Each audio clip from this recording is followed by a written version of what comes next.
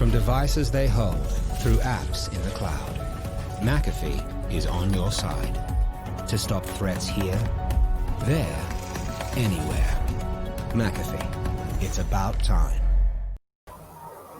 Olá, bem-vindos. Esta é a quarta live do Security Conference Brasil, evento que ocorrerá também em dezembro. Hoje falaremos de Cloud Security e aí eu convido o Renato Conceição, do grupo SBF, né, Centauro, Douglas Barbosa, da Sec4U e Leandro Sardim, da McAfee, para esse bate-papo. Olá, pessoal, tudo bem? Boa tarde, tudo bem? Joia. Eu vou pedir primeiro para cada um se apresentar um pouquinho, tá? Então, eu queria começar ali pelo Renato, tá? Renato, se puder se apresentar, depois o Leandro Sardim e o Douglas. Perfeito, boa tarde a todos, todos os participantes e todos que estão assistindo. Meu nome é Renato Conceição, tenho aproximadamente 13 anos na área de segurança da computação. Hoje eu sou coordenador da área de Cybersecurity do grupo SBF, Nike Centauro, e tenho uma passagem grande com relação a cloud, né? Trabalhando em algumas empresas de consultoria de segurança focadas em cloud. Eu acho que vou ajudar bastante aí o pessoal a ter uma ideia do que é segurança em cloud. Legal. Sardim? Bom, gente, boa tarde Alfredo e todos os outros participantes, Renato e Douglas. Meu nome é Leandro Sardim, eu sou Sales Engineer na McAfee, trabalho mais ou menos na área há uns 15 anos também, quase mais ou menos a mesma coisa que o Renato, aproximadamente, a gente nunca sabe a data certa.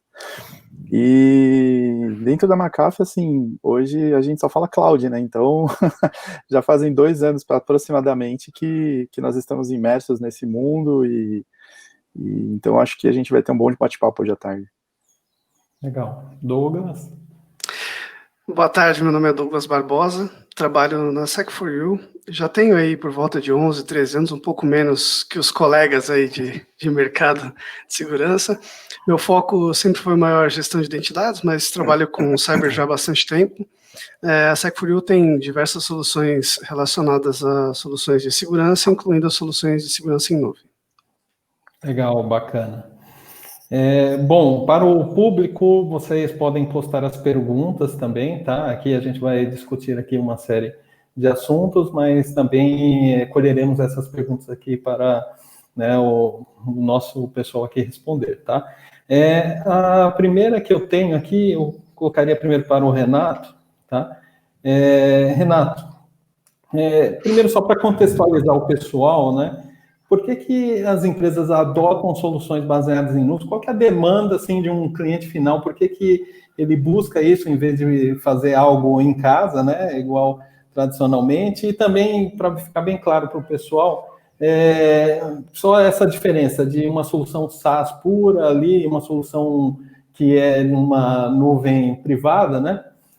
Nuvem pública, quer dizer, desculpe, né? Porque eu acho que a gente vai acabar discorrendo sobre esses dois, então é legal a gente só posicionar isso. Perfeito.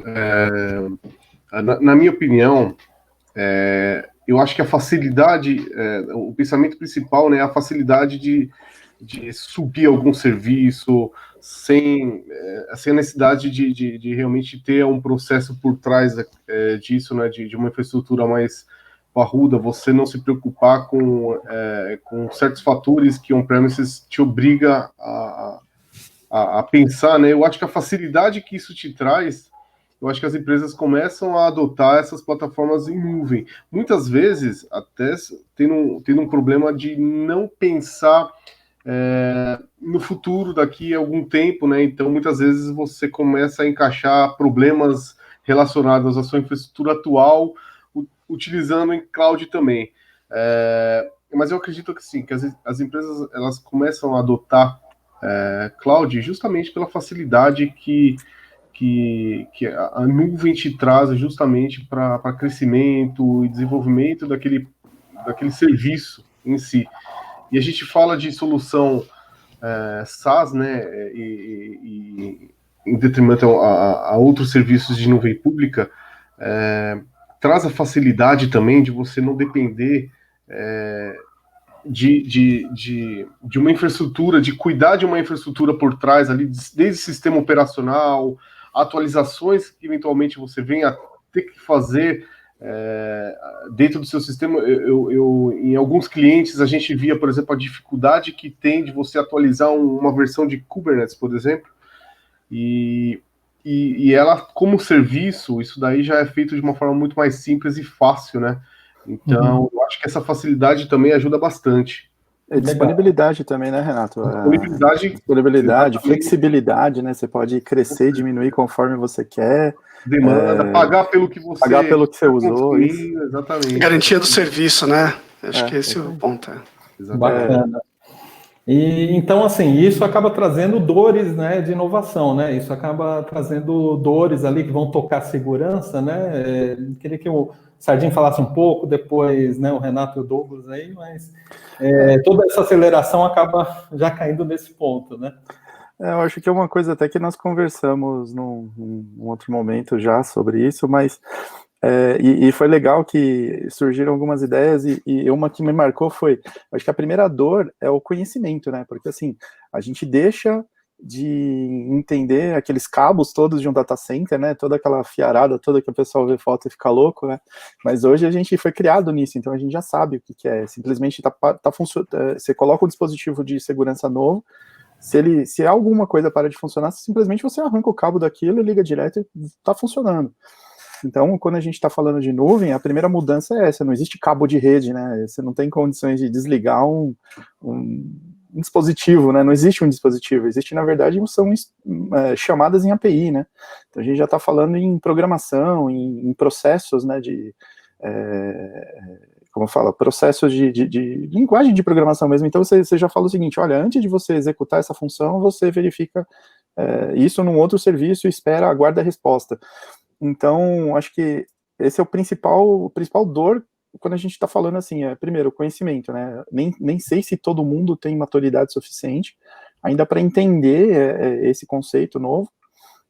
Então, assim, e também uma coisa que eu acho que é legal pontuar aqui, não é porque existem desafios, existem outros desafios, né? Mas acho que esse é um principal que eu queria pôr.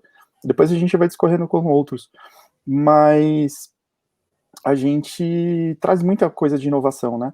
Então, por exemplo, você ter a flexibilidade de onde você quiser estar, se você acessar o serviço, você poder desenvolver qualquer coisa, para onde qualquer pessoa estiver também acessar, você não ficar mais limitado à sua infraestrutura, você não ficar mais limitado a algo físico que você tem, que você precisa investir naquilo para que aquilo se disponibilizar, se transformasse numa vantagem do seu negócio. Então, acho que já compensaria bastante, né, esse investimento. Legal.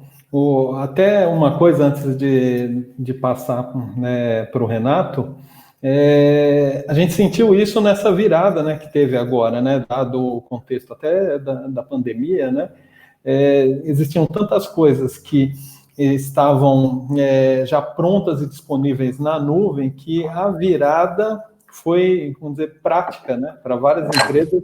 A virada foi prática, né? Existe todo o contexto de segurança em cima disso, mas o fato de ter várias plataformas e soluções na nuvem, eu vi isso como um facilitador. Então, muita coisa que eu executava no escritório, você acaba percebendo que você estava no escritório tendo a mesma conectividade que você acaba tendo, né, em seu home office, né? Legal. O Renato, poderia comentar um pouco também? Sim, é muito bem pontuado essa questão ali do conhecimento, né? Eu fiz um relatório, né, de problemas comuns encontrados em vários clientes, né, de cloud, clientes grandes a clientes pequenos, e realmente são problemas bem comuns.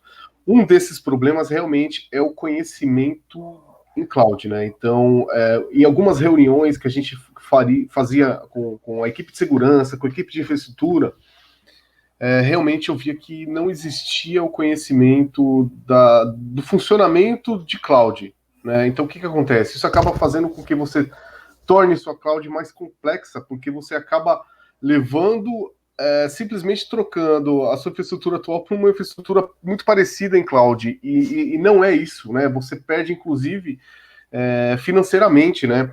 Muita gente fala assim, mas não compensa, a cloud é mais caro, mais barato. Não é. Então, assim, ela, se você realmente levar sua infraestrutura por falta de conhecimento para a cloud, acaba se tornando mais cara, né? Então, esse foi um dos principais problemas que eu encontrei, né? Tendo reuniões até, inclusive, que não fazia sentido para mim naquele momento, de segurança, eu não conseguia entender já essas questões, vamos criar uma VLAN aqui, vamos criar outra VLAN aqui, vamos colocar um firewall no meio, para mim já não fazia mais sentido aquilo ali. Então, veja, você estava adicionando complexidade no seu ambiente por uma falta de conhecimento de cloud, né? Então, isso foi um ponto crucial, né? E eu acho também que existe uma cultura muito forte de você realmente, ou preconceito até, em alguns casos, de você querer migrar para a cloud. Teve reuniões até que, obviamente, eu não posso falar o cliente, mas é um cliente gigantesco, né? Que foi até engraçado, né? Porque ele entrou na sala, um senhor, e no meio da reunião ele comentou, será que, nesse ano, tá? Será que essa tal de cloud vai vingar mesmo? Né? Então, assim, eu fiquei até... E depois eu descobri que ele era o head de tecnologia dessa empresa. Então, assim, existe também essa falta de conhecimento, não só técnica, né? Então, existe a falta de conhecimento de gestores do que realmente cloud pode inovar e trazer de vantagens competitivas para você. Renato, eu vou até além, né, cara? Eu encontro, vira e mexe, pessoas com essa mesma pergunta que você falou, essa mesma questão, né? Será que a cloud vai vingar? Falou, você tem certeza que você não usa nada em cloud? Aí o cara, tenho, aqui a gente não usa nada em cloud. Aí você faz uma pesquisa em 2 minutos no Google, você enxerga que, assim, grande parte dos colaboradores daquela empresa estão usando serviços em cloud e estão, inclusive, deixando os dados expostos aí a públicos, né, para quem quiser. Então, o IT também, né? Isso aí, porque as pessoas acham que, por exemplo, um Everdrive da vida, não é cloud, sabe? É um site. Então, chega a ser inocência, né? Eu acho que você pensar numa coisa dessa, né? Não, eu controlo no meu URL filtering aqui, a categoria de não sei o quê. Cara, não é mais isso, não existe URL filtering, sabe? É aplicação, é porta, protocolo, às vezes nem isso, meu, é uma conexão direta de API de um aplicativo com serviço, ponto. Então, mudou. E falar que a cloud vai pegar chega a ser inocência, né? Eu acho que... Inocência.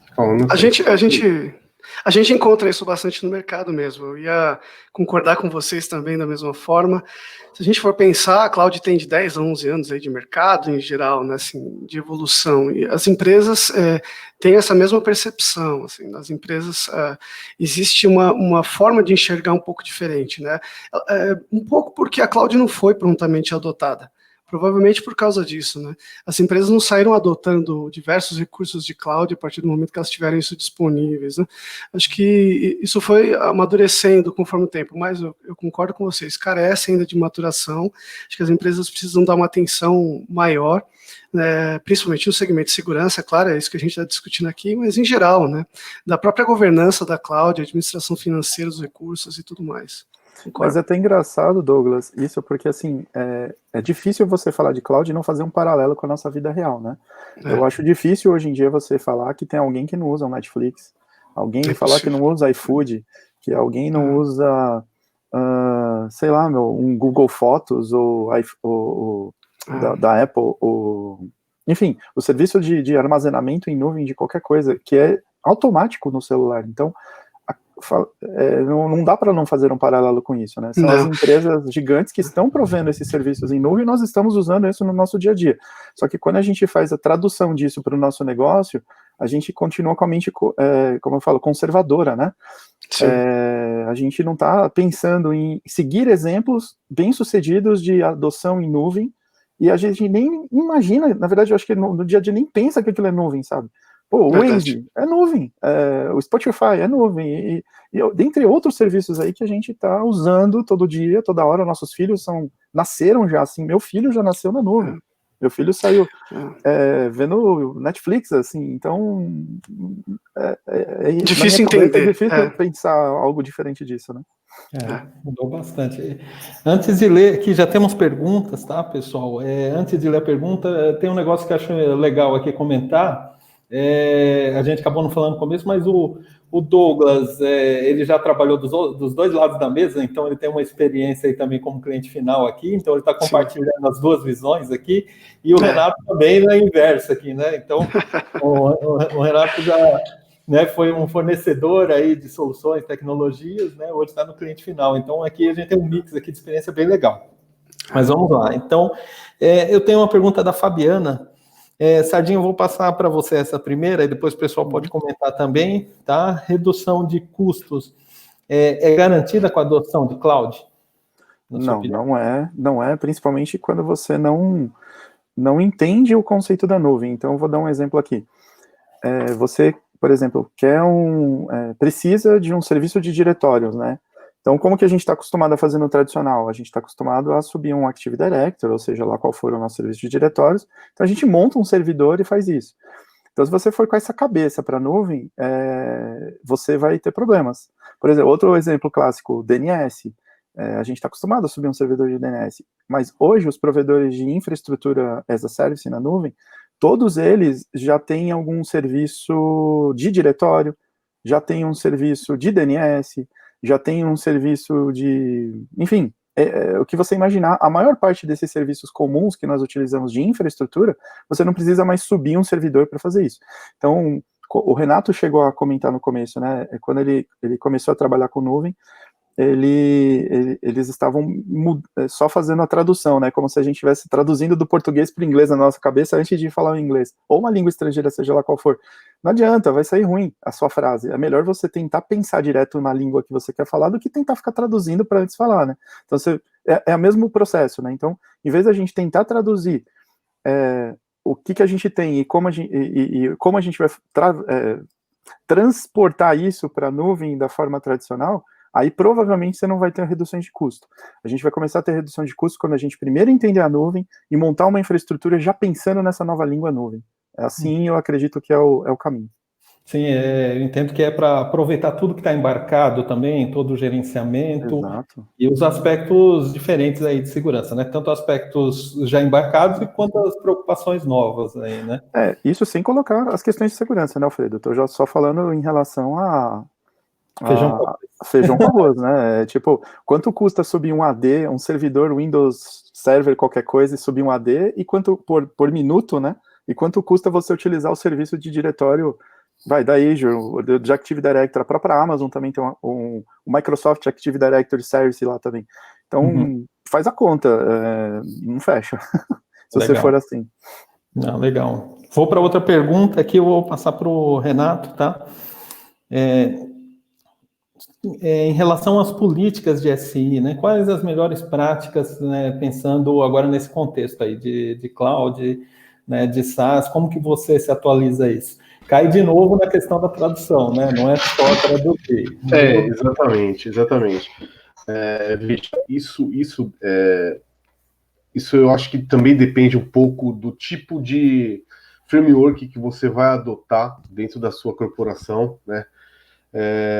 Por exemplo, a nuvem, ela te dá várias flexibilidades com relação a isso, né? Então, você pode ter compliance desde 27.701, 27.017, 27.018, até, por exemplo, você pode utilizar o SIS como modelo, o NIST como modelo, tá? Então, você utilizando frameworks, você pode ter essa flexibilidade em nuvem, inclusive, né, a nuvem, ela pode te dar o compliance, tanto SIS, tanto NIST, vou dar um exemplo, a AWS, ela tem o Well Architect, que ela é baseado no SIS, no NIST, você pode ter a 27.017, 27.018, 27.701, então assim, eu acho que vale escolher, né, o modelo que você quer adotar, né, se é NIST, vamos utilizar NIST com SIS, dá para utilizar NIST com SIS legal, se é ISO, tem a 27.017, 27.018,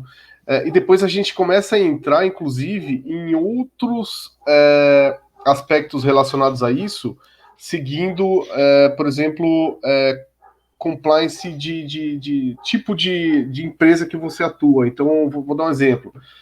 Bacen, Banco Central, Bacen 3909, Bacen 4658, que te dá também... a nuvem te traz esse benefício de você ser muito mais compliance em relação a essas normas do que você atuar na sua infraestrutura on-premises. Mas só que vale ressaltar uma questão aí, tá? Até entrando até num outro fator. O que chama muita atenção é quando a gente vai em cloud, vou dar um exemplo da AWS, nós verificamos as certificações de compliance que ela tem, né? Então ela tem mais de 50 certificações de compliance, né? Desde Europa, a GDPR, a questões usadas aqui na América. Então, o que acontece? Ali, um erro bem comum também é a gente olhar aquilo ali e falar assim, putz, que legal, meu, tem PCI aqui. Legal, vou jogar meu ambiente lá em cloud e estou compliance em PCI. E não é assim, esse é um erro bem comum, tá?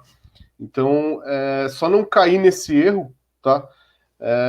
Para que você realmente consiga adotar ali normas, como eu disse, são várias, basta você escolher, por exemplo, se é ISO, tem 27017, 27018, a recente 27701, que você consegue programar sua nuvem, né? Com Security by Design, Privacy by Design. Então, nada que você criar na nuvem consegue fugir desse compliance seu. Então, a nuvem te traz essa facilidade, né? Eu acho que vale a pena, por isso que o conhecimento na nuvem, ela pode te enriquecer com relação à segurança, né? Você criar o Security by Design, Privacy by Design, por exemplo, da sua infraestrutura, sem fugir desse compliance, e de forma automatizada, sem você precisar comprar servidores, enfim, e sistemas complexos, né? Lá te traz muito mais facilidade. Legal. Douglas, tem uma pergunta aqui para você, tá? Aproveitando aí da sua experiência, assim, você teve experiências, né, em relação à adoção de cloud, migração de serviços para cloud, como que foi? Você pode contar um pouco para a gente? A gente tem muito trabalho com diversos modelos de cloud, né? Desde SaaS a cloud pública. A gente não faz necessariamente migração de cloud, né? A gente mais acompanha situações desse tipo, onde a gente está trabalhando junto com a implementação de segurança desses ambientes. Então, o que a gente normalmente vê é isso que o pessoal está comentando aqui, é uma interpretação uma tradução daquilo que é on-premises para a segurança da cloud. Isso geralmente, pelo menos hoje em dia, não é maduro o suficiente para você apresentar a segurança como a cloud necessita.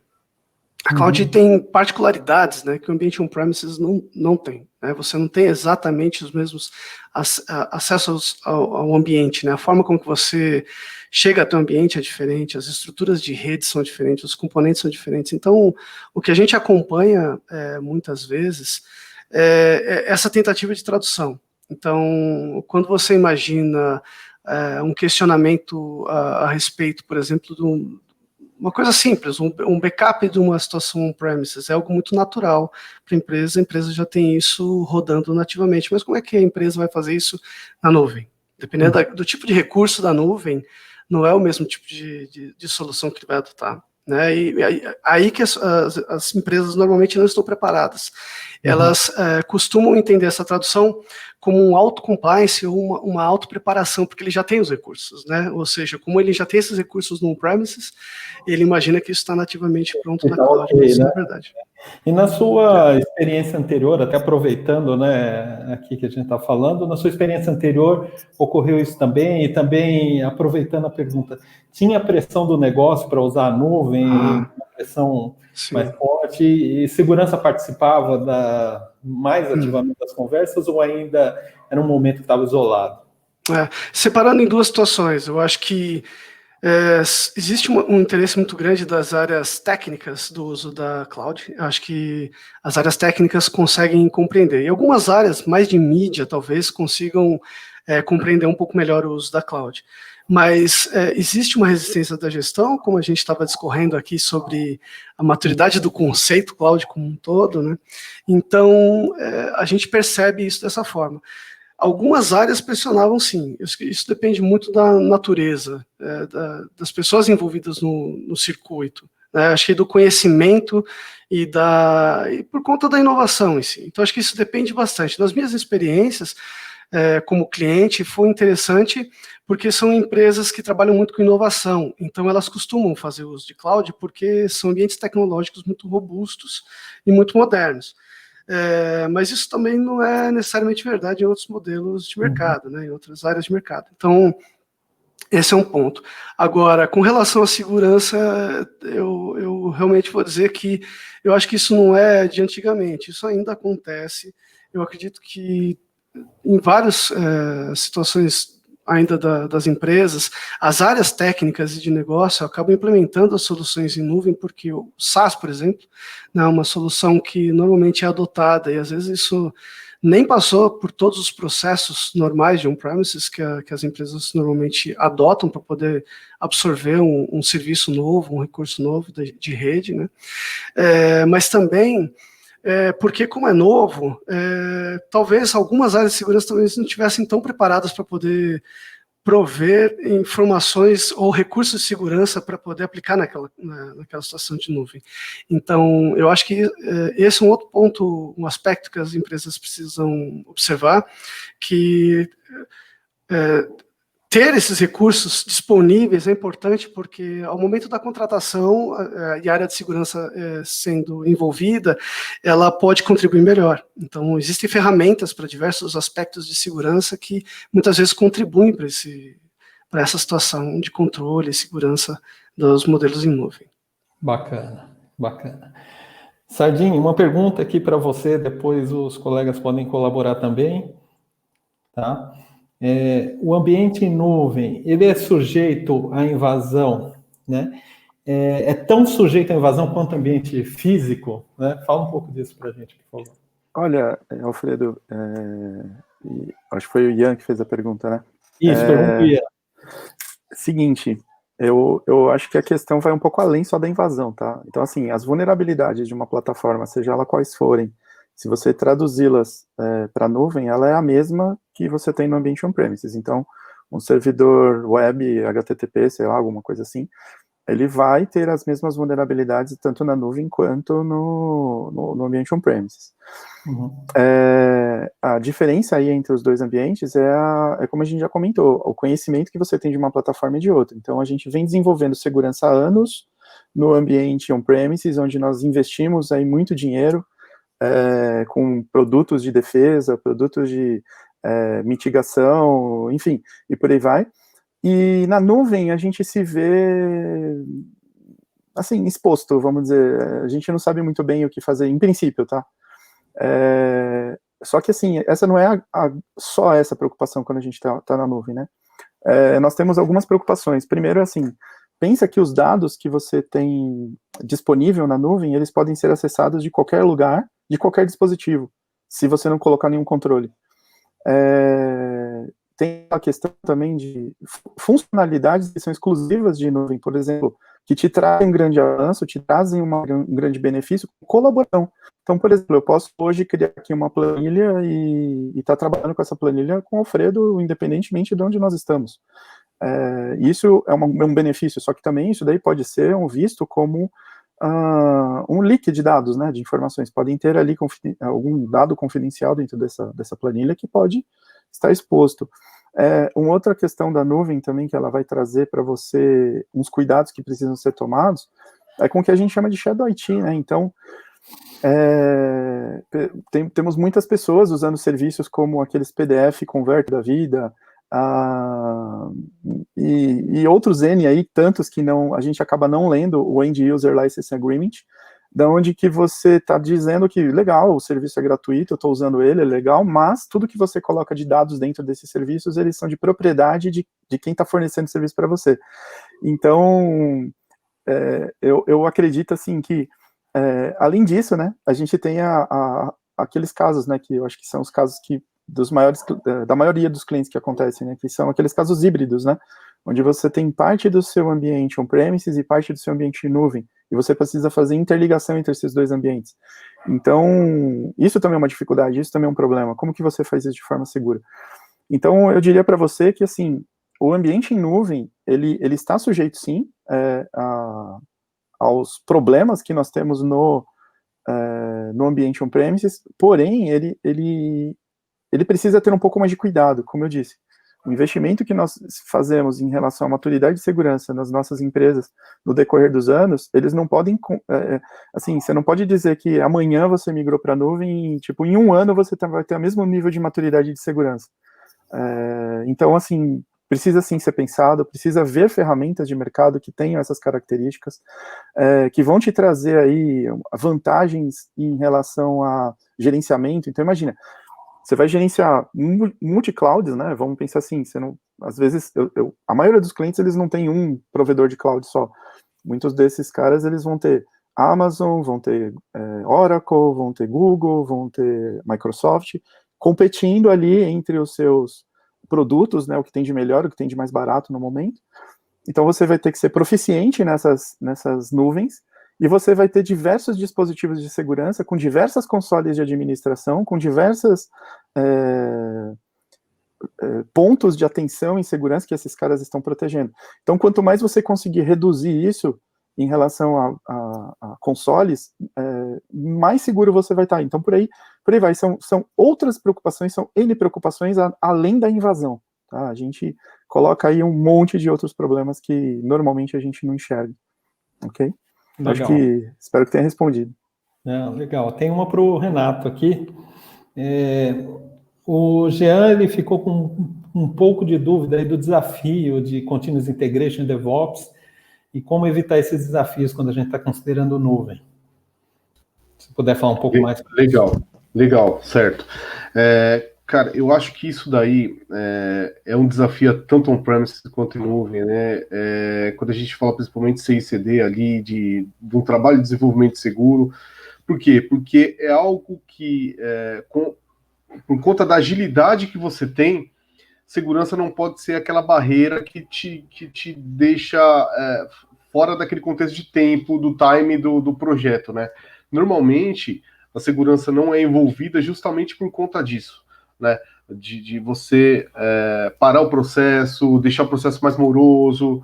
E quando a gente fala de um ciclo de desenvolvimento seguro, né, é bem interessante. Por quê? Porque de segurança nós temos que atuar da mesma maneira que o programador, né? Da mesma maneira que a esteira de desenvolvimento corre, na mesma velocidade, né? Então, eu acho que sim, cloud, ela é bem facilitada, tá?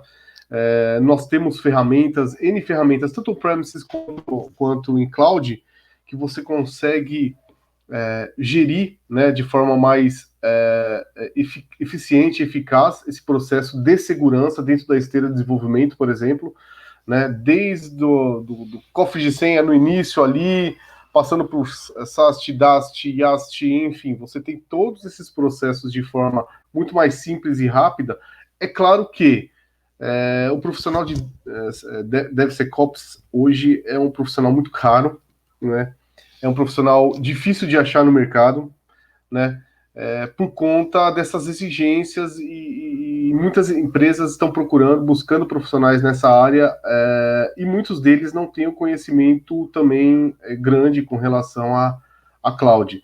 Mas eu acho importante deixar claro aqui que a segurança, nesse sentido, né, ela tem que realmente atuar de forma transparente dentro do ciclo de desenvolvimento, para que realmente a gente não fique com a visão de travar o processo ali. Eu acho que eu respondi, não sei se eu respondi, mas... Não, legal. Tá bacana. Agora eu tenho uma para todos. Se quiser continuar aí, Renato, a gente pode começar por você, tá? Mas a pergunta aí é para todos. Vamos falar de LGPD. Essa tem que ser para todos Com certeza, tá? De repente a gente começa com o Douglas, né? O Ângelo, né, ele fez uma pergunta aqui sobre LGPD, e assim, eu queria expandir a pergunta dele, tá? A pergunta dele, primeiro ali, é em relação o cuidado dos dados, onde ele deve ser armazenado, né? Pensando em região de AWS, pensando em custo diferenciado por região, né? Então, esse é um desafio, se isso realmente é um desafio para ele. Mas expandindo aqui, né? Pensando no LGPD como um todo aqui, se cada um quiser comentar um pouco, tá? Douglas, por favor. Assim, em termos de das leis internacionais, GDPR, uma série de serviços cloud já estão, teoricamente, preparados, né? Mas a gente precisa observar as questões brasileiras.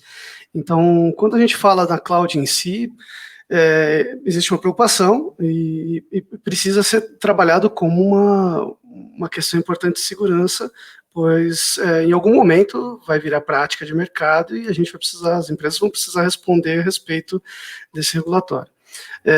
O importante é que, sendo soluções onde estão na cloud e você precisa fazer, vocês mesmos faz a administração, né, o cliente mesmo faz a administração do seu servidor na nuvem e dos seus recursos de nuvem, não sendo SaaS, ele precisa observar isso prioritariamente. Nas questões que são SaaS, provavelmente essas aplicações vão ter que se adequar, e elas já estão numa corrida, né, de se adequar.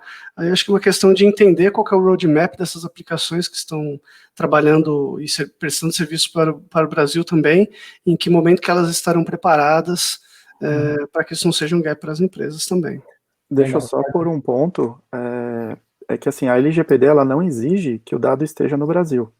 Então, o texto da LGPD, quando ele fala sobre o dado protegido, ele fala se estiver em nuvem, esse dado ele tem que ter a mesma proteção, não interessa se o dado está em território nacional ou não. Tá? Então, o que a gente falava muito sobre os dados no exterior é o Marco Civil da Internet, que acabou, não sei se pegou, né, de verdade, eu acredito que não, né, mas a LGPD, ela não inibe você de colocar o dado onde você quiser. O que acontece é que você precisa observar que alguns países, eles podem ter alguma lei local dizendo que, olha, se o dado está aqui, esse dado está sujeito às minhas leis, tá? Mas aí é outra coisa que não é LGPD, tá? A LGPD ela não te limita na questão da onde a localização do data center. Exatamente.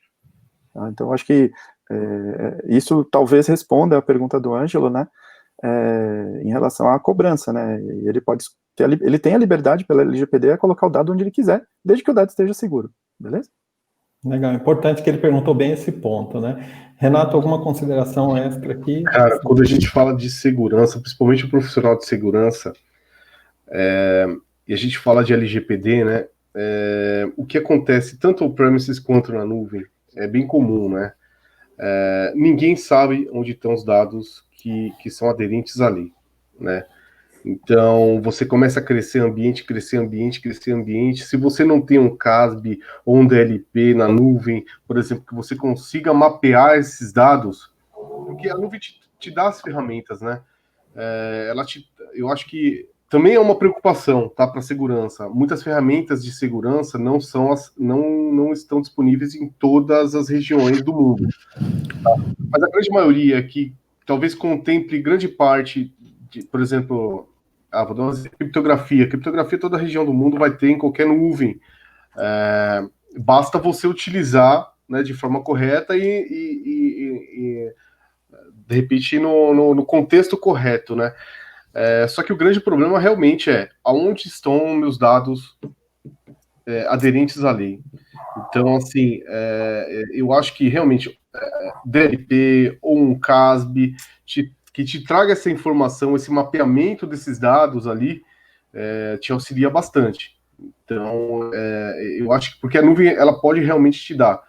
E não é só cloud, né? Você tem que também vamos imaginar pseudo-anonimização, né? Então, não é só cloud. Você, dentro do seu sistema, você ainda tem que se preocupar de quem tem a visualização daqueles dados, né? Se ela é necessária ou não. Então, o LGPD realmente abrange, estoura esse universo de cloud também. mas é bem importante só frisar nesse sentido de que validar onde esses dados pessoais estão é muito importante, porque a cloud te dá as ferramentas necessárias para você proteger né, esses dados. Legal. Eu acho que a questão do país hoje, Alfredo, só também lembrando de uma outra coisa aqui, é mais em relação a, como eu falei, primeiro, tem países que eles não têm preocupação nenhuma com direitos autorais, enfim, eles não respeitam e nós já sabemos que países são esses. Então, é importante estar ciente disso e, de novo, ler os End User License Agreement, está bem claro. Eu acho que, já até comentando, nós temos a nossa ferramenta de controle em nuvem, ela te dá essas informações, inclusive, dos países e quais são os prós e contras, enfim, de cada data center que você, porventura, possa escolher. Mas eu acho que o importante é você ver a latência, né? Então, talvez você, tirando do país, eu acho que essa é a maior preocupação, é a infraestrutura de rede, porque, novamente, quanto à lei, não existe nenhum pormenor aí que possa invalidar você de colocar lá no Oregon, por exemplo, que vai estar em promoção uma instância da AWS. Tá? Não tem problema nenhum com isso. Legal. Isso que é legal é que esse assunto aqui já remeteu pelo menos 2 perguntas aqui. Tem uma da Raquel para o Douglas aqui, depois eu vou juntar com uma do Fernando, tá? E aí o Douglas começa e todos podem comentar aqui, porque rende também. Vamos lá. Douglas, você disse que as empresas precisam estar preparadas, tá? Na necessidade de montar um plano de contingência, tá?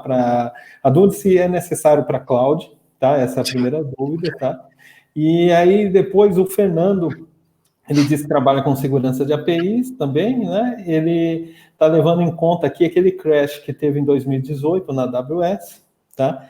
Que derrubou, né, vários sites aqui no Brasil. Então, se é necessário pensar em multi-cloud para oferecer para os meus clientes, quer dizer, isso acaba remetendo a você pensar que seu dado, ele, né, vai ficar residente aonde, né? Pensando também em contingência. Então, se puder falar um pouco sobre contingência, também os colegas compartilharem a experiência deles, tá?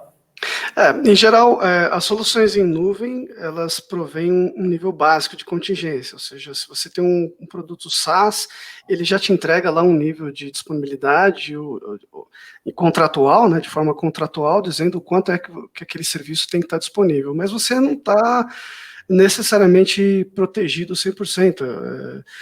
Você pode ter diversos tipos de problema que não necessariamente na nuvem, né? Então, os problemas de contingência precisam levar em consideração também o site. Acho que esse ponto que o Fernando coloca, não necessariamente multi-cloud, né? Mas pelo menos multi-sites, e aí eu acho que a tua nuvem tem que estar pelo menos separada em sites distintos. Não vou dizer que necessariamente o multi-cloud é uma boa arquitetura, porque isso acho que depende muito de situação para situação. Acho que montar um modelo conceitual daquilo que vai ser adotado como iniciativa de nuvem dentro da empresa depende bastante da solução de negócio que está trabalhando, daquilo que tecnicamente a gente está discutindo. Mas, em virtude de uma solução de disaster recovery e de contingenciamento, é necessário, sim, fazer um plano para, pelo menos que você tenha mais de um site, né? Isso também depende do teu volume e do tráfego. Você precisa, pelo menos, imaginar situações onde você consiga trabalhar um disaster recovery, levando em consideração que soluções de disaster recovery que trabalham com nuvem, elas também existem, né? Então, não são só, inclusive em soluções SaaS, mas é preciso pensar numa estratégia onde, dependendo daquilo que o teu serviço ou daquilo que o teu produto, né, prover para o mercado, ou internamente para a sua empresa, o tipo de infraestrutura que você vai usar, se você vai trabalhar híbrida, né, por exemplo, on-premises e nuvem, para gerar uma disponibilidade de situações diferentes de conectividade, de links, balanceamento de carga, latência, que eu acho que é uma preocupação até que o Jardim colocou aí, muito importante, mas também, se você trabalha basicamente só em nuvem, no seu caso de API, né, você trabalhando fortemente com API, você pode considerar multi-cloud, existe uma complexidade de gestão de ambiente multi-cloud, né, você imagina que multi-cloud é uma extensão do teu modelo híbrido de cloud, né, o modelo híbrido de cloud prevê que você tenha situações de servidores on-premises e cloud misturados. O modelo multi-cloud, como o Jardim comentou, é a questão de você utilizar mais um tipo de provedor de cloud, né? Você pode usar Google e AWS, por exemplo, ou Azure e AWS. E aí você tem problemas de infraestrutura entre essas soluções em nuvem que você precisa tratar também. Mas é importante, sim. Tá? Legal. Tem uma pergunta aqui, vou começar com o Renato, tá? O Rafael, ele pergunta assim, né, que ele tem uma impressão que os ambientes cloud eles podem ser uma alternativa com mais segurança do que um ambiente tradicional on-premise, e que, dado o desafio de encontrar profissionais de SI hoje, a adoção de cloud pode ser interessante para as empresas. Então, assim, é a opinião de vocês. Podem falar sobre tudo, sobre se entendem sobre a segurança, se é do mesmo nível, demanda de profissionais, sim. Realmente, demanda de profissionais. A gente está num momento, né, de transição, né? O Brasil hoje é o país que mais investe em cloud na América Latina, né? Mas se a gente for comparar com outros países, por exemplo, dos Estados Unidos, a gente vê lá que realmente lá está muito mais... acredito que mais de 70%, 80% das empresas já tem todo o seu ambiente em cloud, né? Aqui a gente está no modelo híbrido de transição. O que isso torna, né? Torna que o profissional de segurança, ele tem que ter uma visão muito ampla, né? Então não existe um profissional hoje nascido em cloud, vamos dizer assim. Então, você tem que migrar ou estar entre as áreas ali, tanto on-premises, como se não bastasse todos os problemas de on-premises, temos que ter a visão de cloud. A questão de cloud, né, eu acho que é bem interessante, porque quando eu fiz esse relatório gigantesco ali com realmente as vulnerabilidades encontradas em ambientes de cliente comuns, né, vulnerabilidades comuns, eu pude notar o seguinte, que muitas empresas têm essa mesma visão e muitas vezes não envolve segurança. Por quê? Porque acha que realmente a facilidade de cloud ter você clicar um botão e acionar uma feature de segurança ali é bem fácil, você não degrada o ambiente. Só que eu sempre costumo dizer assim, que são os entusiastas de segurança, né? Os entusiastas de segurança são bem-vindos, têm realmente a vontade, mas não tem aquela análise profunda e muitas vezes a configuração ela não é a correta, né? Por isso que a gente vê questões relacionadas a buckets S3, por exemplo, 90% dos vazamentos são de buckets S3, né? A cloud te dá esse poder de você proteger, e uma dos problemas mais comuns por exemplo, o profissional que não é de segurança, mas está atuando no ambiente de cloud, o que eu pude verificar é o quê? É que esses buckets eles estavam acessíveis para usuários autenticados, legal, mas para qualquer usuário autenticado, inclusive o meu pessoal, eu teria acesso a esse bucket. Então falta realmente um profissional focado e que conheça, um profissional de segurança que conheça realmente a estrutura de cloud. É complexo, é difícil, a gente está falando não só de on-premises, está falando de ambientes multi-cloud, né, que muitas vezes a gente acha que são iguais, né, GCP, AWS, Azure, enfim, outras não são iguais, são ferramentas diferentes, têm nomenclaturas diferentes. Então o profissional de segurança, imagina no meio desse bolo aí, ele tem que realmente conhecer tudo. É difícil, porque não tem uma gestão centralizada, como até foi citado anteriormente. Isso dificulta muito a vida do profissional de segurança, né? Desde a gestão de identidade, que você tem que fazer em 3 clouds diferentes ali, porque elas são feitas de formas diferentes nessas clouds, até a questão de vulnerabilidades ali, são ferramentas diferenciadas. Então, assim, é bem complexo, é muito difícil, né? Mas assim, o que eu aconselho o profissional de segurança a começar com a certificação básica em cloud, aquela certificação mínima de cloud ali, para você realmente conhecer o ambiente de cloud, e depois realmente você se aperfeiçoar com as certificações relacionadas à segurança. Eu acho que é bem interessante. Não sei se eu podia responder essa parte aí. Respondeu bem. Eu queria que o Sardinha comentasse também. Bom, vamos lá. Eu acho que tudo o Renato disse está totalmente aderente. O problema, realmente, nós estamos passando por um momento onde estamos tendo que aprender tudo de novo, né? Tudo que a gente sabia sobre segurança, a gente está tendo que reaprender. Mas também, Renato, completando aqui, existem no mercado algumas ferramentas que nós podemos aplicar os mesmos controles de segurança, não interessa qual a nuvem, entendeu? Então, eu acho que a ideia seria vocês procurarem alguma ferramenta que ela vai te oferecer um lugar onde você aplique uma política de baseline de segurança mínimo, mínimo não, né, o que você precisa, o necessário, e você saia buscando nesses ambientes, nuvem, pode ser um só, ou multi-cloud, vamos dizer assim, já que o assunto é multi-cloud, e você vai adotar os mesmos critérios de segurança, não interessa onde que estão armazenados, ou onde estão esses serviços, tá, hospedados. Então, você pode ter o armazenamento de dados num bucket S3, num bucket da Google, ou num Azure Blob, por exemplo, e da mesma empresa, e você vai aplicar as mesmas políticas de criptografia, de acesso com multifactor authentication, não público, acesso não público, por exemplo. Então você consegue fazer um enforcement dessas políticas, não interessa em que lugar. Então, eu acho que essa seria uma saída, tá? Para você aproveitar os benefícios de ter um multi-cloud. Enfim, cada empresa acho que tem que ter a liberdade de escolher para onde vai. E justamente por isso existem essas ferramentas que elas provêm essa facilidade de que você aplique essas políticas e não interessa onde que o dado está. Legal. Até assim, um comentário, não é porque a gente saiu ali do on-premise para a nuvem ali que simplificou, né? Existem perfis diversos de profissionais também, e o risco é esse. Senão uma pessoa que ela é especialista em proteção de dados, ela cai com uma carga sobre todo o controle de acesso, né, e perfil em cima dela, por exemplo, e ela vai acabar, infelizmente, executando mal, e não é culpa dela, né? Mas bem isso, Alfredo, mas reitero, existem já ferramentas que fazem essas buscas automáticas e entregam esses relatórios de compliance interno, vamos dizer, não compliance, mas de baseline, né? Para que seja tomada alguma ação. Então, exatamente.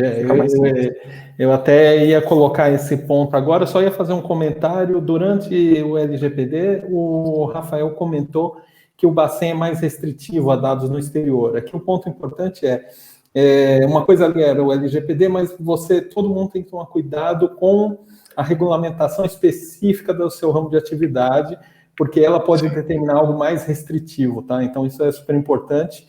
Aí valeu o comentário do Rafael. O Gabriel, ele faz uma pergunta sobre governança da segurança. Aí, Sardinha, acho que você pode falar que existem, sobre todos facilitadores aí para isso, né? Eu acho que a sua missão é essa, inclusive, né? Sim, essa é a minha bola. Então, Gabriel, assim, é importante, quando você for buscar a sua plataforma, né, de gestão, que você veja esses aspectos. Qual o maior espectro de cobertura que você vai ter na sua proteção, né? Para como a gente já conversou bastante sobre isso aqui hoje, falando sobre, poxa, eu já tenho multi-cloud, eu já tenho multi-services, eu já estou, sabe, tendo que me readaptar tudo de novo. Imagina você ter consoles e produtos diferentes para que você analise tudo isso, cada um na sua console, que não se fala, que não se integra. Então é importante você procurar, e assim, a gente, de novo, está falando muito do cloud, né, da proteção lá na nuvem. Só que a gente esquece uma coisa, por exemplo, hoje na quarentena, quando nós estamos já usando a nuvem como um Office 365, um repositório, um SharePoint, um OneDrive, ou seja lá qual for o equivalente no Google, você escolhe o seu provedor, a gente esquece que, assim, aquele perímetro que nós tínhamos, ele já não existe mais. Então, assim, vocês estão vendo, eu estou na minha casa aqui, o que tem de barreira para a minha máquina, para a minha estação de trabalho? Então, assim, hoje nós estamos vivendo um período onde não existe o perímetro é o seu dispositivo, é o seu device, e a gente tem que pensar na segurança, falando assim, device e a nuvem, e fazer uma integração dessa segurança numa coisa só. Então, eu acrescentaria esse novo esse novo problema aí para a gente ver, tá? Que a gente está falando muito em nuvem, mas assim, a gente esquece que quando o dado está na nuvem, você pode acessá-lo, por exemplo, do computador da sua avó, que fica o dia inteiro lá no Facebook, passando fake news, cheio de vírus, cheio de spam, cheio de phishing, e aquele mesmo computador que está todo infectado é o computador que você está acessando o dado sigiloso da empresa que você trabalha. Então é importante você ter um controle no device também, tá? E que você, de novo, tenha a facilidade de que num ambiente de gestão, de governança, você consiga ter essa visibilidade, esse controle dessas proteções, tá? Isso eu acho que é o que eu recomendaria que as pessoas buscassem. Inclusive, existe um framework, um conceito do Gartner, né, que eles falam muito em SASE, né? E ele diz o seguinte, que o ideal é que você abra a inspeção e abra o pacote e faça a inspeção de data protection, você faça a inspeção de acesso, você faça a inspeção de vulnerabilidade, segurança, tudo numa coisa só, justamente para evitar esse seu problema aí de ter multi-vendors, multi-ferramentas, multi-tudo, e você acaba se perdendo num problema quando acontece, né? Aí você está realmente sentando na graxa, vamos dizer assim. Posso só complementar Claro. o que o Serginho estava falando? Eu acho que o Serginho está completo de razão aí em relação a isso, mas só lembrando da questão do Gartner, Gartner jogou um artigo nessa semana online a respeito, esse mês, de que pelo menos 99% das falhas de segurança até 2023 vão ser culpas basicamente do cliente, naquilo que está na nuvem. Porque o Gartner enxerga que a maioria dos serviços de nuvem, SaaS, IaaS, PaaS, em geral, a proteção do dado vai ser de responsabilidade basicamente do cliente, porque os provedores de cloud estão se mobilizando para conter todas as falhas de segurança do lado deles. Isso, as empresas precisam também pensar em recursos para poder garantir do seu lado, né, que é o lado dado. O dado que isso é o conceito da responsabilidade compartilhada, né, Douglas? Isso que eu ia até entrar, é uma coisa que ninguém, empresa alguma que eu visitei, conhece, é o modelo de segurança compartilhada. Então, qualquer nuvem vai ter, né, e ali te descreve realmente as responsabilidades, o que é responsabilidade do cliente, o que é responsabilidade de cloud. Eu aconselho realmente a todos os profissionais de segurança buscarem esse modelo, que é muito parecido entre as nuvens. O Leandro até mandou para mim um modelo muito bom, né? Modelo de segurança compartilhada, cara, vale a pena. O que isso quer dizer? Trocando em miúdos, né? Acho que para quem não está familiarizado. É assim, dependendo do serviço que você está contratando, por exemplo, infraestrutura as a service. Aonde é a responsabilidade do provedor de infraestrutura? É o quê? É disponibilidade. É outra coisa, depende do serviço que você contrata lá dentro. Atualização de hardware, por exemplo. Atualização da infraestrutura de throughput, de capacidade. Então, tudo que envolve o físico fica por responsabilidade deles. Só que, depois disso, ele fala, cara, o resto é seu, você se vira. Agora, falando em SaaS, né, por exemplo, quando a gente está dizendo de um serviço como um Office 365, essa responsabilidade, ela muda.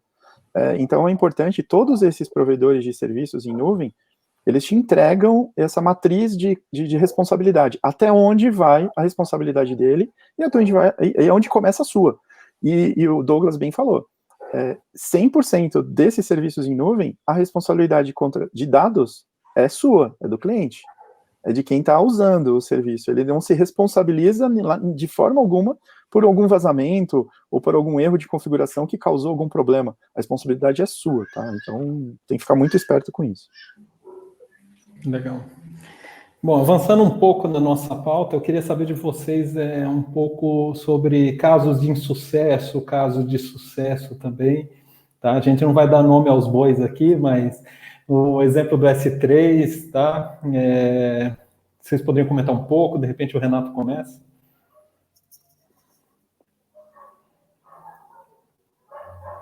Tá no mudo. Renato tá no mudo. Claro que eu ia dar esse fora, é lógico. Faz parte. É live, tá valendo. É lógico. Mas os buckets, né, vamos dizer, os sistemas de armazenamento de cloud, cada nuvem tem um nome específico, mas é uma grande preocupação, né? E eu pude ver isso daí nos relatórios que eu fiz de compliance e de segurança, né? Existe uma preocupação num nível que talvez não suficiente, né? O bucket ele pode te trazer funcionalidades que você, a nível de objetos dentro dele, né? De você ter critérios ali de dar acesso a nível de objetos. Mas na grande maioria, ou eles estão públicos, ou muitas vezes com acesso autenticado. Então a pessoa não lê as políticas dadas àqueles buckets e não percebe que aquele acesso autenticado é para qualquer pessoa autenticada, não só pessoas autenticadas dentro do grupo, dentro da conta. Isso é um grande problema. Um outro problema que vale a pena colocar aqui os ataques cross-cloud ataque, né? Então, o que acontece? Além disso, né, o profissional não pode esquecer o on-premises dele, porque tem conectividade com a sua nuvem, com o seu cloud, e isso pode afetar. O atacante pode passar pela sua cloud privada e atacar sua cloud pública, ou atacar uma outra cloud pública que você tem acesso enfim, você cruzar as nuvens ali de formas em vários sentidos, né? E um serviço bem interessante que a nuvem te dá, e muitas vezes as contas não são configuradas dessa maneira, é o seguinte: quando você vai criar sua conta corporativa lá, existe o contato de segurança. 99% das empresas não preenchem esse contato de segurança. É interessante preencher esse contato de segurança, colocar telefone de responsáveis de segurança, o grupo de e-mail de responsáveis de segurança. Por quê? Porque cloud, ela tem um serviço de threat intelligence no seguinte sentido, né? Hoje a gente vê muito vazamento de credenciais, de cloud, tokens, chave SSH, e a nuvem, ela tem que muitas vezes ela encontra essas chaves ali no pastebin. Estou dando um exemplo bem amplo aqui, e ela entra em contato. Se ela não tem esse contato, ninguém é avisado. Ou uma anomalia no seu ambiente, algum tipo de ataque sendo feito no seu ambiente, ela não entra em contato. Então, isso dificulta bastante a questão de segurança em cloud. E aí, eu acredito que tenha um outro também que vale a pena a gente entrar. Alguns ataques, um dos ataques bem comuns hoje a gente trabalha com infraestrutura como código, né? Serviço como código. Então, muito útil para todos nós, né? Você ter toda a sua infraestrutura no JSON, ali no YAML da vida, no seu Terraform, todos os seus serviços no seu Ansible, onde você pode, se por um acaso acontecer algum problema, você pode subir sua infraestrutura completa em outro data center, utilizando, por exemplo, o Terraform e o Ansible, questões de microserviço. E os ataques estão focados, ataques serverless, né? Eles não estão focados mais na infraestrutura de cloud, eles estão focados, por exemplo, no seu código Terraform, no seu código Ansible, né? Visando criar um serviço específico ali que tenha acesso a outros serviços, e ali, desde mineração a compartilhamento de dados, eles conseguirem capturar. Então, assim, eu trouxe só esses exemplos básicos aqui de algo muito comum que eu encontrei, e é um erro crescente. Um outro erro bem comum é o seguinte: faz parte do trabalho, né? Quando você tem uma cloud, você tem várias equipes criando ambientes, enfim, você tem que realmente tomar muito cuidado com relação a isso, porque muitos clientes que eu pude perceber são clientes que possuem um ambiente esquecido, e esse ambiente é publicado, mas ele está esquecido lá porque alguém criou, porque tinha essa possibilidade, e esse ambiente muitas vezes tem acesso privilegiado a outros ambientes internos. Isso aconteceu num banco, obviamente, que eu não vou falar, que tinha um ambiente de monitoramento, né, esquecido, e ele era vulnerável, e o ambiente de monitoramento a gente sabe que tem acesso privilegiado ao ambiente produtivo. Então isso foi levado para a direção, enfim. Então a nuvem ela pode te trazer, inclusive, se um serviço ou uma infraestrutura que você criou ali, ela não foi modificada em 3 meses, em 6 meses, isso te dá um alerta, olha, isso daqui não foi modificado, ninguém fez nada, pode apagar, esse ambiente não está sendo mais usado. Então isso é um dos ataques bem comuns que eu pude verificar. Legal. Douglas, quer falar um pouco? Tem pergunta aqui que aconteceu no meio, da Raquel, perguntando sobre gestão de identidades no contexto de cloud também, então, vou aproveitar e você é o pai do assunto.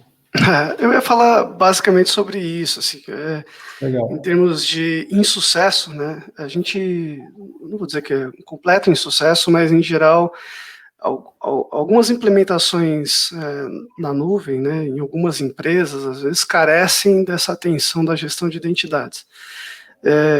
Isso acontece tanto na gestão dos ativos, né, de nuvem, e no processo de gestão de ativos geralmente difere um pouco da gestão on-premises.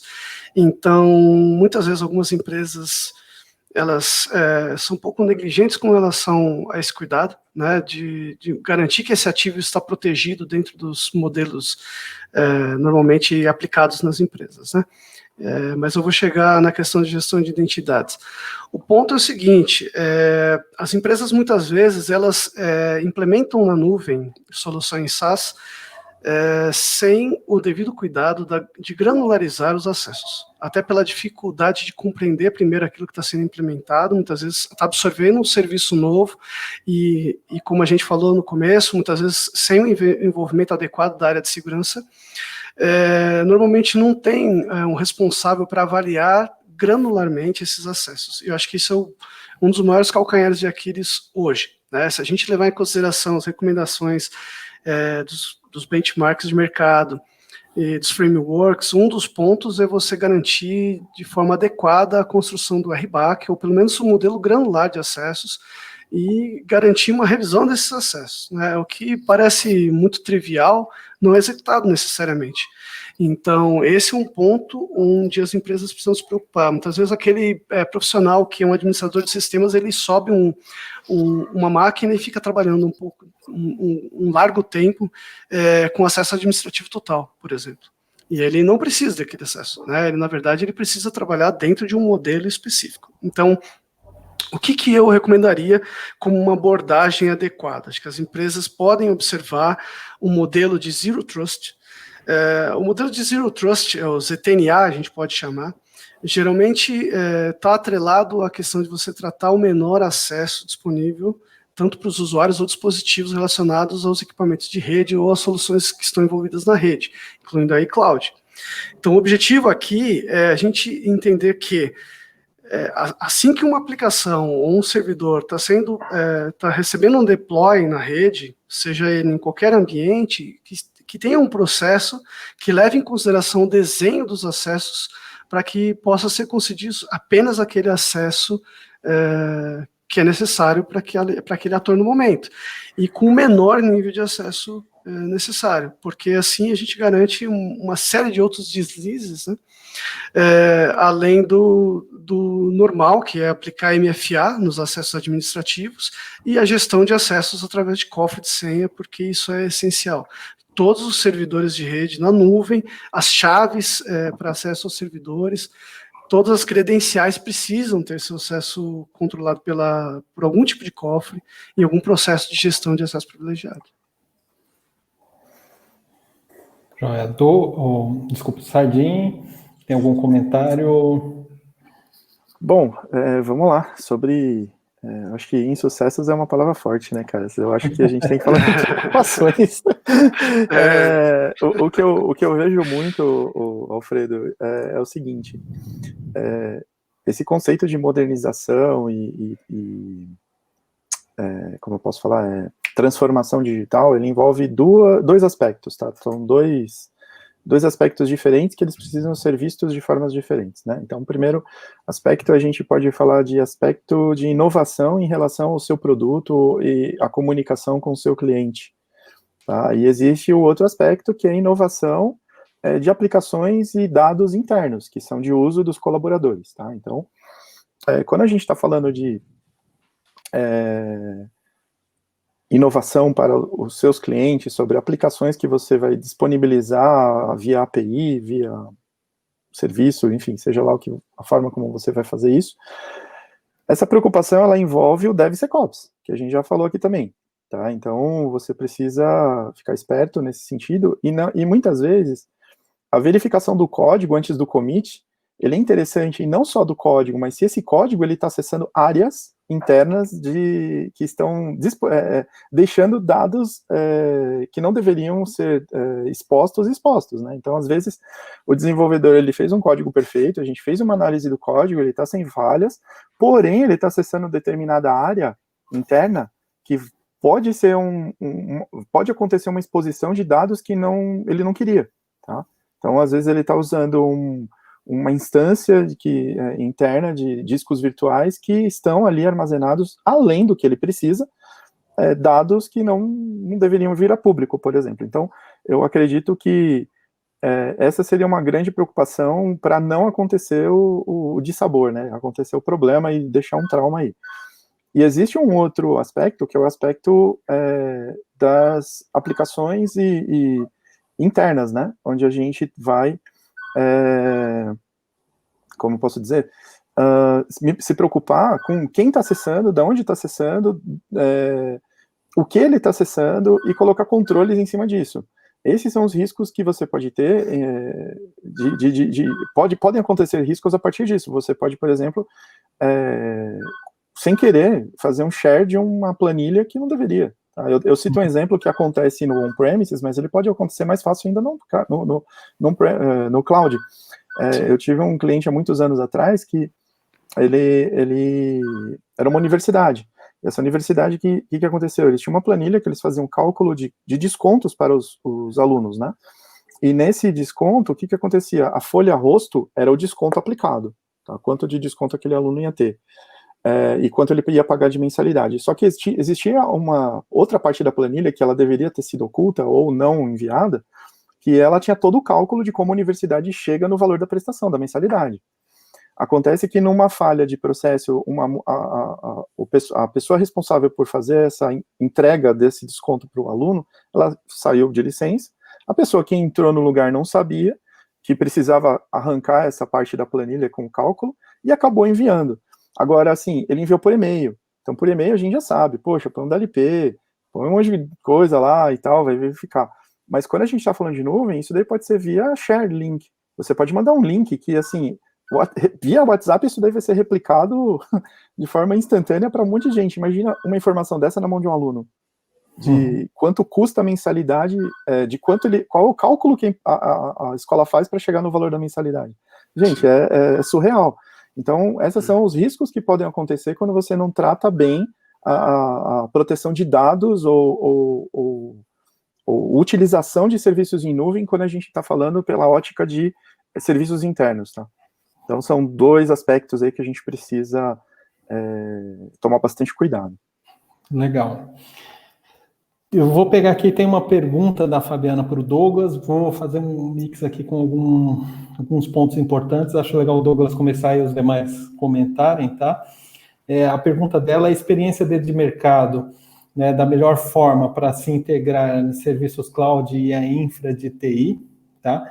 E aí eu queria que a gente extrapolasse aqui um pouco, falar sobre a modernização das aplicações, containers, Kubernetes, como que, né, vocês enxergam isso, qual que é o impacto da jornada ali de modernização, tá, dos clientes em segurança, tá? Mas aí o Douglas começa aí, por favor. Repete a pergunta para mim, Alfredo. Então, a pergunta da Fabiana é a melhor forma de integrar serviços cloud e infraestrutura de TI, tá, da empresa, tá? E aí eu expandi aí para os recursos novos aí, né, adventos aí da cloud, principalmente. Tá, ok. Os recursos hoje, em termos modernos, né, a gente fala basicamente tudo em interface API. Acho que isso, não levando em consideração especificidades dessa integração, né, hipotética aqui, mas uma integração entre serviços em geral, on-premises ou em nuvem, em geral está se utilizando muito APIs e microserviços, né? Isso é o mais comum. Então, é um outro aspecto onde não se pode relevar a segurança, né? O ponto é proteger as camadas de integração entre sistemas, né, que falam tecnologias de serviços, web service, API, REST, qualquer tipo de tecnologia em específico, microserviços, é muito importante. Existe aí uma dificuldade do mercado ainda de proteger corretamente microserviços, né? A gente percebe ainda que o mercado trabalha muito microserviços e conta um pouco com alguns recursos precários, né, para promover isso, né? Alguns fabricantes, incluindo alguns fabricantes importantes que estão representados aqui nessa live, possuem soluções muito importantes nesse sentido. Mas temos aí diversos tipos de modelos que a gente pode interpretar, né, em relação a como proteger isso, assim como o próprio Sardinha levantou essa bola, alguns recursos internos que podem ser adaptados para a realidade da nuvem, mas o adequado mesmo é proteger com algum tipo de camada específica de segurança para a conexão entre a solução on-premises e a nuvem. Esse é um modelo mais adequado. É isso aí, Douglas. Obrigado aí pela citação. Imagina, não podia realmente, faltar. É lógico, o jabá, né, cara? Não falta. A gente, nós sim temos sim uma verificação, como eu falei, né, do código, validando se esse código não tem nada, está expondo nada, e faz, ao mesmo tempo, análise da infraestrutura onde está o recurso que esse código está acessando. Tá? Então, existem essas duas visões. Não é só uma análise de código verificando vulnerabilidades em cima do código, mas também da infra que a gente está armazenado esse dado, né? Sob o risco de não estar expondo algo desnecessário na infra. Legal.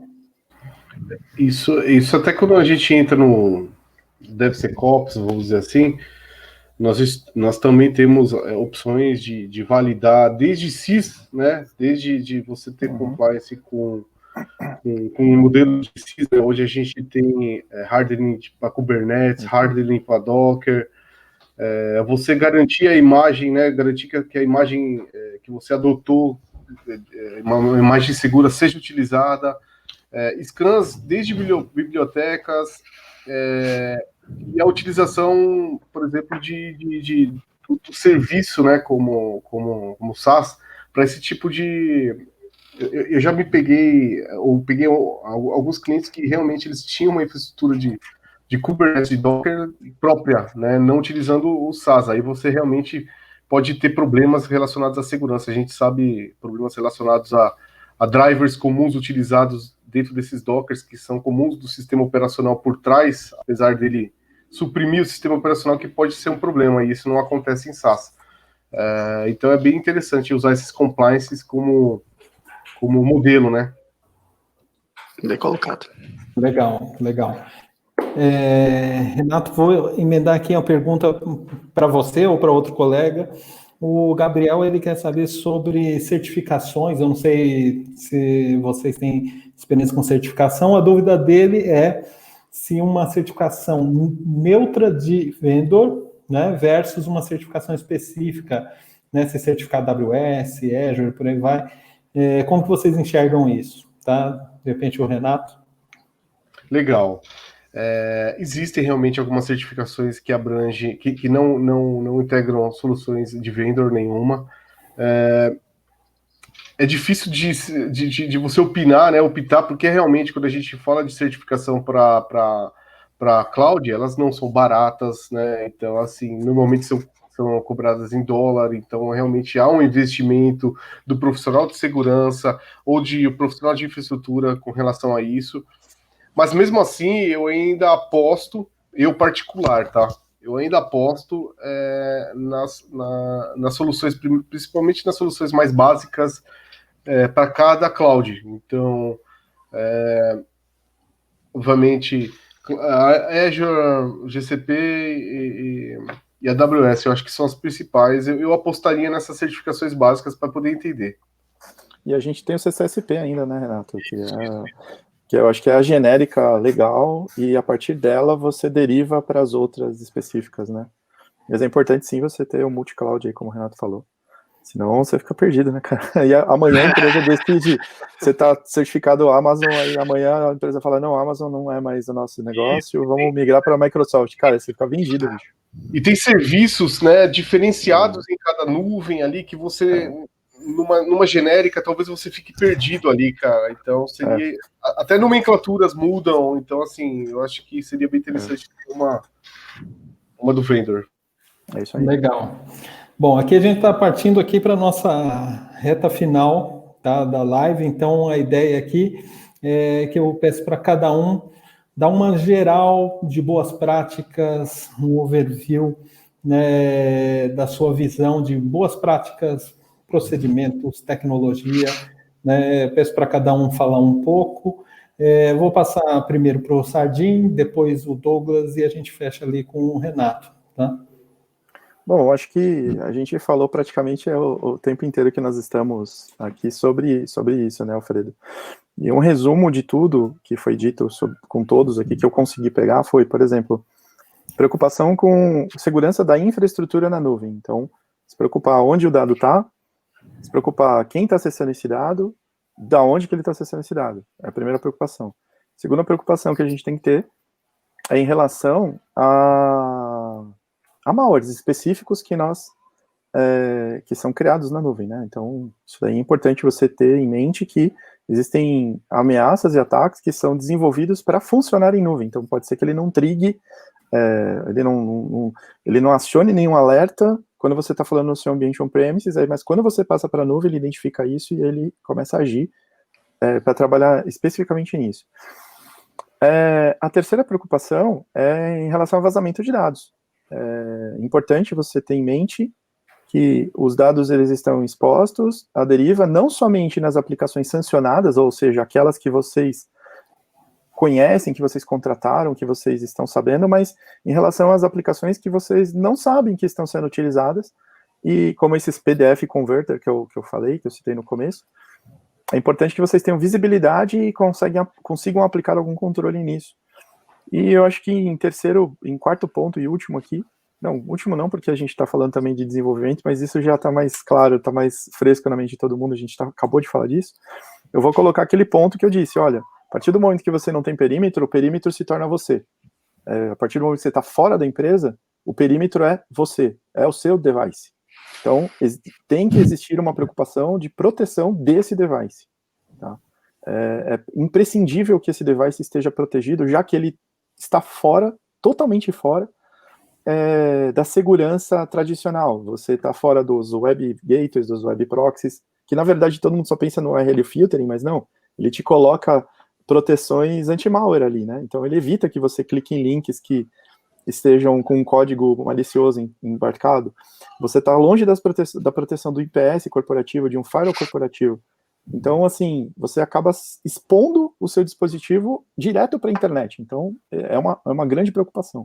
E depois, essa proteção global, fazendo a nuvem da nuvem, vamos dizer assim, você criar uma camada de proteção, não interessa o que você está utilizando nesse serviço.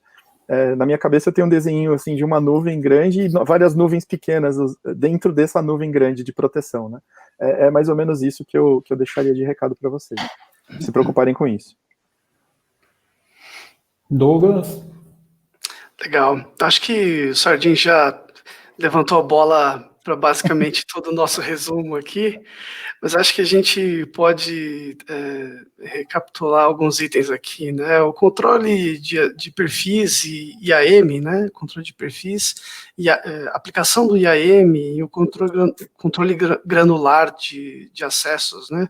Via RBAC ou qualquer modelo que você preferir de IAM dentro da sua solução de cloud é essencial. Não deixem de fazer isso, assim, é importante não negligenciar esse tipo de controle de segurança. Alguma ferramenta de controle de acesso privilegiado, uma ferramenta de cofre, PAN, né, a gente prefere normalmente chamar de PAN, é essencial para os recursos computacionais de nuvem, vamos dizer assim, né, servidores ou dispositivos que você precisa acessar, precisam ter suas credenciais controladas a partir de um portal, né, um lugar que você possa depois apresentar histórico e e evidências aí para a tua auditoria com robustez, né? Um outro ponto importante é a revisão de acesso desses controles todos aí, incluindo os acessos privilegiados, o multifator, não esquecer jamais, apesar de ter aí uma recomendação de FBI e alguns outros órgãos, o multifator não perdeu nenhum tipo de importância. Existe um alerta com relação a alguns problemas que foram encontrados em alguns modelos de MFA, mas na verdade a maioria deles ainda continua seguro.